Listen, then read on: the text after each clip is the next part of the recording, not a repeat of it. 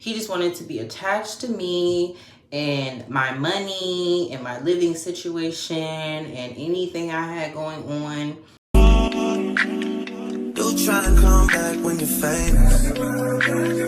I always want to prove, but it's dangerous. Hey guys, what's up? Welcome back to my channel. Today's video is going to be a full chit chat. Get ready with me. We're gonna be doing makeup, hair, show y'all the fit, fragrance, and we just gonna have a little girl talk, talking about relationships, friendships. I kind of stopped talking like abruptly, and I'm sorry about that. It was a lot going on, child, and I have to go. Please don't forget to consider subscribing to my channel if you have not already, and give this video a thumbs up if you want to see more. I love you guys. Enjoy the video. We're gonna be doing a little chit chat. Get ready with me tonight. So right now it's about 6:45, and I don't know. I really don't know what my plans are tonight, y'all.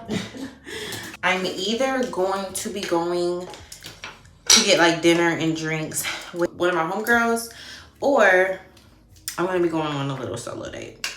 So either one I'm okay with. I mean, I would like to see my friend.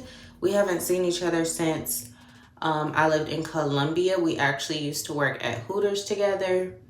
So this is my girl.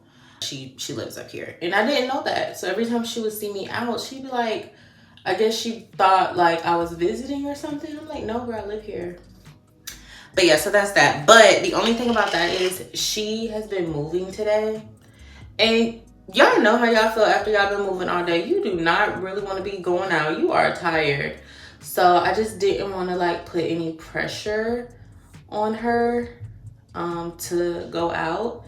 So if not, I'm just gonna be going on a little solo date. Y'all, this is my first solo date. I think I may have went out to eat by myself like one time in my life. Maybe like Olive Garden or something like that. But I honestly don't even remember though. So maybe not. I've never like just went to the movies by myself or anything like that. Definitely just with me like entering my 30s, I just want to do more things alone. Like I don't feel like there's anything wrong with just doing things alone and by yourself. And what do people say? Like romanticizing yourself. You know, self-love, self-care is the best love. So that is going to be my vibe. So hopefully this is something I can just include in my routine. Maybe this can be like a monthly thing where I just have like a self-love date, solo date, or maybe I can go to dinner or lunch, a movie, spa day, like just something, you know. You definitely just want to make sure you're just taking time out for yourself, especially us as just moms. Like, y'all, being a mom is so much. Like, and being a mom just takes so much out of you. Like, it just takes so much out of you. But I love my babies. I wouldn't trade them for the world. So for this chit chat, get ready with me, I really wanted to talk about relationships and friendships. The good, the bad, the ugly. I'm very nervous, but I am going to film a story time about my abusive relationship, like my verbally, emotionally, and physically abusive relationship that I was in being with a narcissist and what that looked like for me. I feel like I'm in a place now where I can talk about it without getting overly emotional. Like, obviously, I think I'm going to get emotional. But I think I'm at a place now in my life where I can talk about it without being extremely emotional about it. Because for the most part, I've come to terms with the situation, and I definitely feel like it molded me into the woman that I am today. So that's why I feel like maybe I'm just in a better place to discuss it. But and obviously I didn't know how I would feel about it just being on the internet for everyone to see and judge and criticize and pick apart and all of the things that people do for no reason. But at the end of the day, I want to live in my truth and I want to tell my story. It's my story to tell, and who better to tell it than me?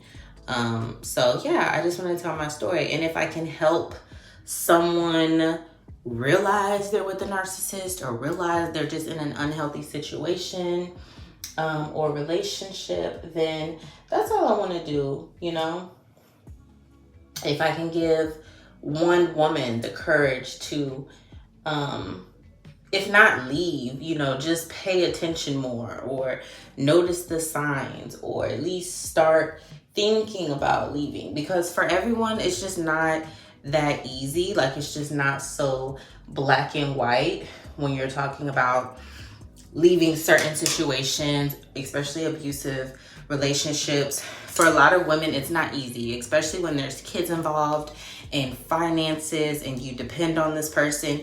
Me personally, I wasn't in that situation where I was depending on this person financially. It was kind of the opposite. They were more so living off of me and being taken care of on my dime.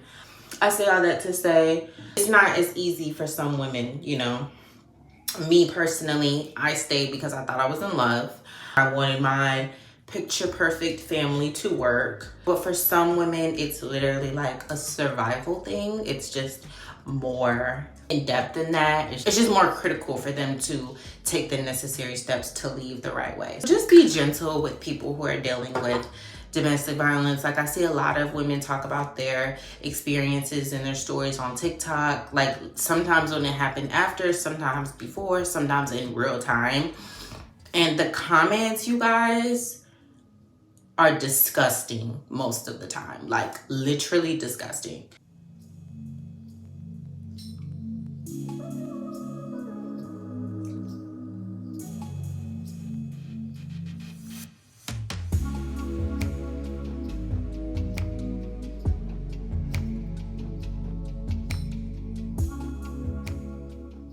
So let's get into it, because we got a lot to talk about. Some of y'all gonna be like, Erica, I disagree. No, we gonna get into it, because no, it's giving trash, okay?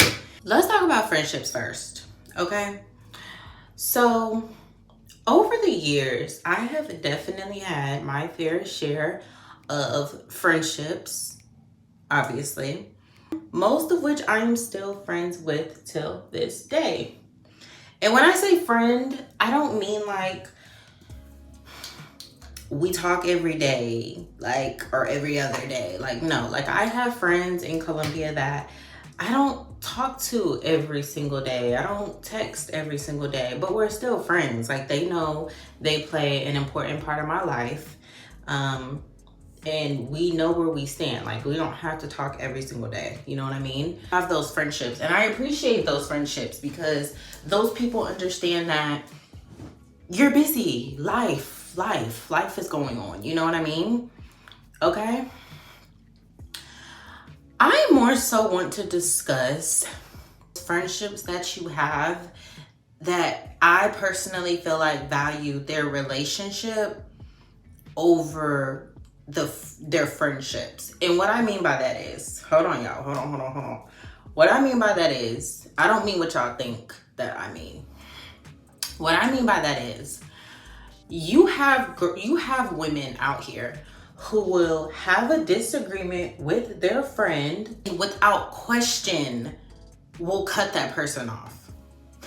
Like, without any type of, there could be no argument, no conversation, no type of aggressive dialogue, but you could express yourself to that person, and that person feels some type of way and will simply block you, ignore you, not talk to you, unfollow you. I have seen this happen firsthand. Personally, it's happened to me before, and I've seen this happen firsthand to like two people that I'm mutually friends with. Like, they met through me, but they have a relationship and a friendship outside of me being there as well. So I've seen this happen both ways. And my whole thing is, how can you so quickly block and cut off a friend who has been a good friend to you? How can you simply cut this person off? Like, basically no questions asked, but you can't manage to cut that ain't shit nigga off that don't help you pay no bills, that's still messing with his baby mama, that got 3 other girlfriends on the side. You can't cut him off, but you gonna cut off your friend of multiple years. How does that work? I need y'all to help me understand. Honestly, I have heard the argument that women are like, oh, well, that some women, their excuse is like, well, oh, I expect more out of my friend. Like, I expect more out of my friend than I do him. And to those women, might I say, that's fucking stupid. How are you expecting more out of a woman? I mean, help me help you make this make sense. Because how can you expect more out of a woman who is your friend? How can you try to expect more from her than the man who is sticking his at you every night? That literally is the dumbest shit I have ever heard. And if that is your logic and thinking, I truly need you to seek like therapy, because that is the stupidest explanation I have ever heard of. Like, I love my friends to death, absolutely, but my man, the man that I have children with, the man I share a home with and have created a foundation with, the man who I am choosing to pretty much spend the rest of my life with, no, I am going to hold him on a type of pedestal to where we've built a life together. Like, in my situation, he would come first, because why wouldn't he? I just feel like it's not always so black and white. But I think it is absolutely stupid that some women can really be like, oh, I just like expect more out of my girlfriends. It's like, so if you expect more out of your girlfriends, then you're single. Then you're single. You are a single woman, and this man or guy or boy or whomever you're messing with is just entertaining you at the time. That makes sense. But if you're saying that you expect more out of your friend or homegirl or whatever than a person that you have committed to, a person that you're in a relationship with, engaged to, married to, sis, I just need you to reevaluate. I know women who will like block their nigga and like, haha, kiki, oh, he blocked for the day type thing, and then be like right back talking to him tomorrow. So it's like, how can you show that man who literally is showing that he does not give a fuck about you? I would just never understand how it works. Like, it's cute, you unblock your man, but you won't have a conversation or unblock your friend.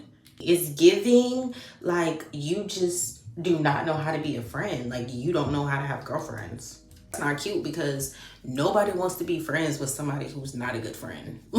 Like, that literally makes no sense. Like, none. We just normalize being able to tell your friend that there's an issue, being able to effectively now, in a respectful way, communicate with your friend that there's an issue, you're having an issue, and for her to effectively just be like, I hear you, I understand, I'll do better, I didn't mean to hurt your feelings, I didn't mean to make you feel that way, your friendship is important to me. Like, can we normalize those women? Where are those women at? That's who I want to be friends with. I want to be friends with those women. I want to be friends with those women who literally take accountability for their actions, who don't play these childish games where they try to manipulate you. Now that you've spoken up about how there's an issue, they don't try to manipulate you and make you feel like, oh, you've told me there's an issue. Now, because you're mad at me, now I'm mad at you. you know what I think it really is, y'all? I think a lot of women, and I used to be this way as well, like, girl, when I was going through what I was going through, like going through like a very, very serious depression. And I feel like in those moments, we as women, like, we just want to be loved. It doesn't matter if it's not love. It doesn't matter if he's just not a good person. We just want to feel that type of connection that we feel like we are just yearning for. You know what I mean? And I just think it's just so sad, because I just feel like as women, we just deserve so much more than like the bare minimum that someone is gonna give us. And I just feel like that's where it stems from. Like, a lot of women, they just want to be loved. Everybody wants to be loved. Everyone, man, women, it doesn't matter. Everyone wants to be loved. I'm just happy that I'm at a point in my life right now where I'm able to distinguish what's real love, and what's not just obsession or lust or attachment. Be in a relationship where I felt like he just wanted to be attached to me. He just wanted to be attached to me and my money and my living situation and anything I had going on positively, financially, to where I was paying the bills and he wanted to be in the streets. He wanted to be a little trapper, rapper. Like, yeah, that was me. Stupidly, that was me. There are men out there, and that's all they want. All they want to do is attach themselves to you because you got something going for yourself. Whatever it may be, you got a car, you got a house, you got a couch, you got a little money in your bank account. You pretty, you fine. Child, most of the time, don't even care if you pretty or fine. That's how much they're like literally leeches, blood-sucking leeches, trying to suck the life out of you, trying to come into your life, not contributing shit financially, emotionally, barely anything physically, and try to come into your life and tell you what you need to be doing and who you need to be friends with and who you don't need to be friends with. Like, excuse me, sir? What did Jody Mama say on Baby Boy? Do you pay a bill up in this motherfucker? Do you fix anything up in this motherfucker?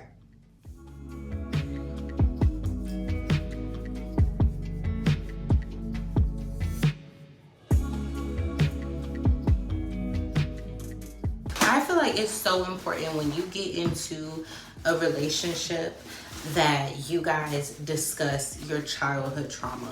Like, whoever you're dealing with, you see a future with them. If you see this person potentially being your husband, wife, whatever the case may be, it's so important to talk about trauma, your trauma, their trauma, because I feel like you need to be able to create clear-cut boundaries with the person that you're in a relationship with, like very clear boundaries, like things that are deal breakers for you, things that trigger you. Like, you have to create those type of boundaries, because like, you have to discuss those things, because if you don't discuss them, you won't really know how to react.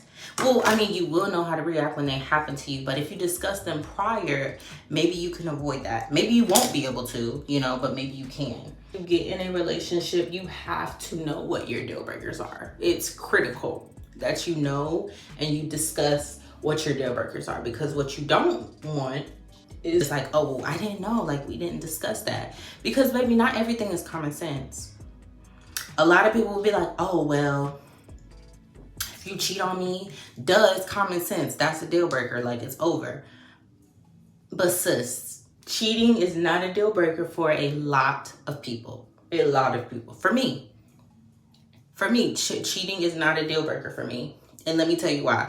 Because I know y'all look like Erica, goodbye. No, let me tell you why. To me personally, when you say that something is a deal breaker to you, that means that if we are in a relationship and this action takes place, I will never, ever, ever, ever, ever, ever be in a relationship with you again.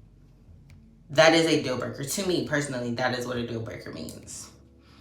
And in order for cheating to be a deal breaker for you, that means that you have to believe that people don't change, that cheaters, that means that you're saying that once a cheater, always a cheater. And if you truly believe that, then that's a deal breaker for you. But for me personally, I don't believe once a cheater, always a cheater. I've cheated before, cheated on men in the past, but I wouldn't cheat on the man I'm in a relationship with now. So because of that, and because I know firsthand, I can't really say it's a deal breaker for me, because I think people can change. I don't think just because you cheated, you're a cheater. I already know we are wearing MEILANI minks, period. Because it's my brand, but y'all, I love them. Like Giselle, like hands down, probably my favorite style. Like I love all my lashes, but Giselle, I just feel like she's just so perfect. Like fluffy and flirty. You can wear her during the day, at night. DM with the blush. Like, are you a clown? Yes. Yes, I am. I don't even know what I'm about to even attempt to try to do to my hair, y'all. Like, I want to try to do a curly ponytail with possibly some like bangs in the front. Like a, oh my God, I can already tell I'm not gonna like it. But like curl them. What y'all think? We gonna see, y'all, cause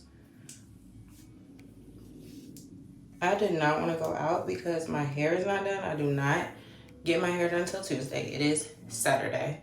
So today I got this Kenra volumizing spray clay. It's basically just supposed to like give your hair body. And today I got a new curling iron. Y'all, I'm so excited. This was very overpriced, but it was very needed because, y'all, my Conair curling iron is like, it's like at this point, Erica's like, you can't even use it. Like, y'all, it literally takes me like 5 to 10 minutes to even turn it on. It's like the button doesn't work. So you literally just have to sit there and like literally keep jamming the button until it turns on. Granted, I have had that flat iron for probably like 5-6 years, maybe even longer than that, y'all. Let y'all watch. I never put this in my hair. I do use this a lot on the girls' hair though, but I don't put this stuff in my hair.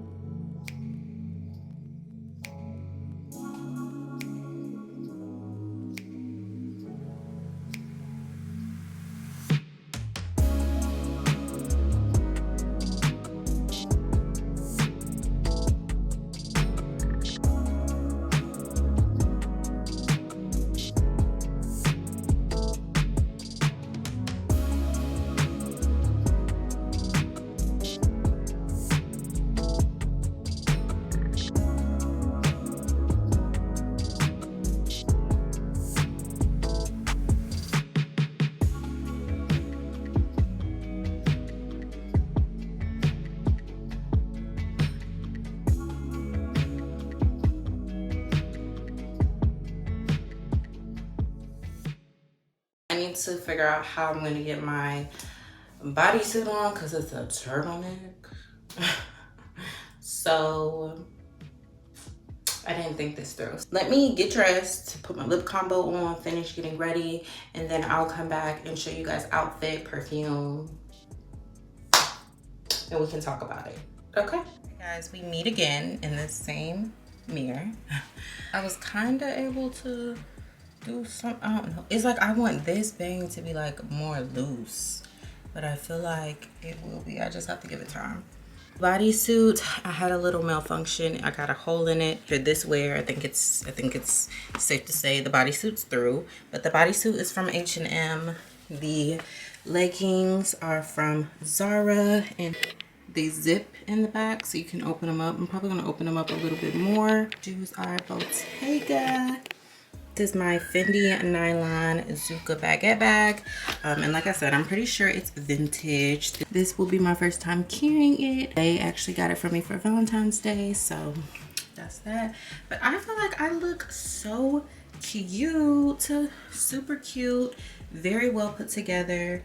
I'm gonna put on like my long black trench coat. As far as jewelry, you guys pretty much already know where everything is from. Y'all know my rings and stuff are from Amazon. My watch is JBW. I have my little Cartier. This Louis Vuitton bracelet is from Her Luxe Boutique. And these gold hoops are from Her Luxe Boutique as well. I have like multiple pieces of jewelry from her. I love her stuff. So yeah, lip combo is my tried and true on a brown liner.